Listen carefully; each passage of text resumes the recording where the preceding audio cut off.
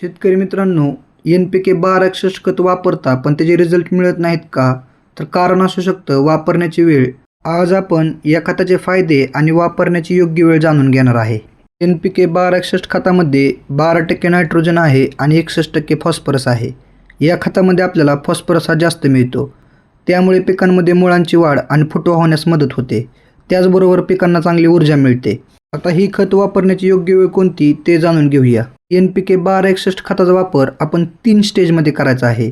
पहिली स्टेज आहे लागवडीनंतर 15 ते 20 दिवसांनी, दुसरी स्टेज आहे फुलोरा येण्या अगोदर आणि तिसरी स्टेज आहे फुटव्याच्या स्टेजमध्ये. या 3 वेळेस वापर केल्यानंतर झाडाची वाढ, फुलधारणा आणि आपलं उत्पादन दुप्पट होऊ शकतं. आणि NPK 1261 खताचा वापर आपण ॲमिनो ॲसिड बरोबर किंवा चिलेटेड फेरस बरोबर केला तर या खताचे रिझल्ट आपल्याला दुप्पट मिळू शकतात. अजून एक महत्त्वाची गोष्ट म्हणजे स्प्रेचं पाणी जर जास्त pH असेल 8च्या वर तर खताचं शोषण कमी होत असतं. म्हणून pH नीट ठेवून फवारणी करणं गरजेचं आहे. आपल्याला परिणाम एकदम भारी दिसतील.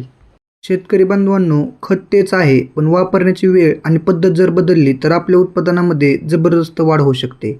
आणि अशीच खरी माहिती जाणून घेण्यासाठी आपल्या ER फार्मर या यूट्यूब चॅनलला सबस्क्राईब करा आणि व्हिडिओला जास्तीत जास्त शेअर करा, लाईक करा. धन्यवाद.